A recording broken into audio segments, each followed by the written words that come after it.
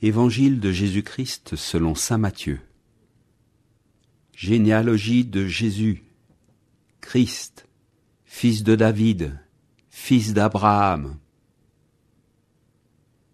Abraham engendra Isaac, Isaac engendra Jacob, Jacob engendra Juda et ses frères. Juda, de son union avec Tamar, engendra Pharès et Zara.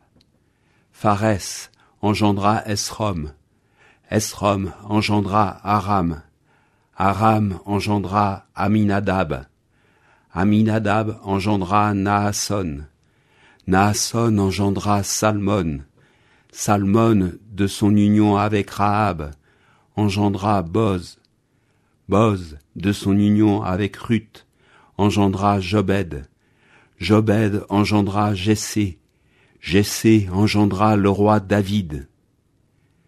David, de son union avec la femme d'Urias, engendra Salomon. Salomon engendra Roboam. Roboam engendra Abia. Abia engendra Asa. Asa engendra Josaphat. Josaphat engendra Joram. Joram engendra Ozias. Ozias engendra Joatam. Joatam engendra Akaz. Akaz engendra Ézéchias. Ézéchias engendra Manassé. Manassé engendra Amon. Amon engendra Josias. Josias engendra Jéconias et ses frères. À l'époque de l'exil de Babylone, Josias engendra Jéconias et ses frères, à l'époque de l'exil à Babylone. Après l'exil à Babylone, Jéconias engendra Salatiel, Salatiel engendra Zorobabel, Zorobabel engendra Abioud, Abioud engendra Eliakim, Eliakim engendra Azor, Azor engendra Sadoc, Sadoc engendra Hakim, Hakim engendra Élioud, Élioud engendra Éléazar, Éléazar engendra Mathan, Mathan engendra Jacob, Jacob engendra Joseph, l'époux de Marie, de laquelle fut engendré Jésus, que l'on appelle Christ. Le nombre total des générations est donc, depuis Abraham jusqu'à David, 14 générations. Depuis David jusqu'à l'exil à Babylone, 14 générations. Depuis l'exil à Babylone jusqu'au Christ, 14 générations.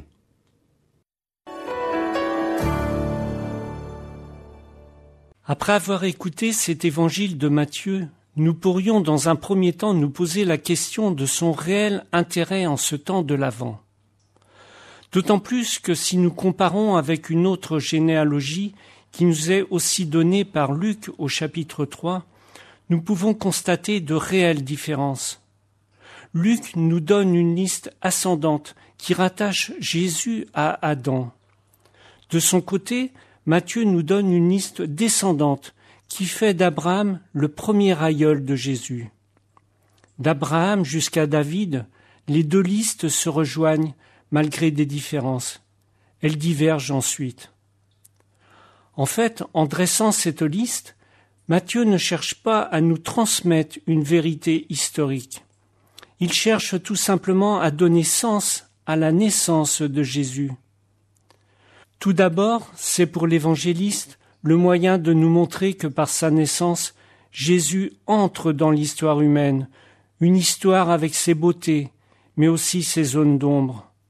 En effet, si on cherche à en savoir un peu plus sur cette généalogie, nous découvrons que certains personnages cités n'ont pas toujours eu un comportement exemplaire, loin de là.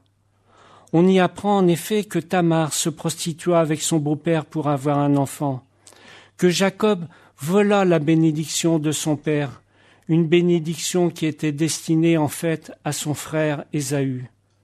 On découvre aussi que le grand roi David commit un adultère avec une femme dont il fit assassiner le mari. Dès le 1er siècle avant Jésus-Christ, Les Juifs sont dans l'attente d'un Messie descendant de David. En exposant cette descendance, Matthieu fonde la légitimité messianique de Jésus. Fils de Joseph et descendant du roi David, il porte l'espérance du peuple d'Israël qui attend un sauveur. Dans cette descendance, nous trouvons aussi le nom de 3 femmes étrangères qui se sont converties. Matthieu veut ainsi nous montrer que Jésus est venu porter le salut non seulement à Israël, mais à toute l'humanité. Enfin, parmi ces femmes citées, Matthieu donne une place éminemment importante à l'une d'entre elles, une femme appelée Marie, qui donnera naissance à Jésus. Cette généalogie est riche de sens. Jésus va rentrer dans l'histoire, notre histoire, pour la changer et nous sauver. Nous pouvons nous réjouir. L'évangile du jour était commenté par Henri Loiseau, diacre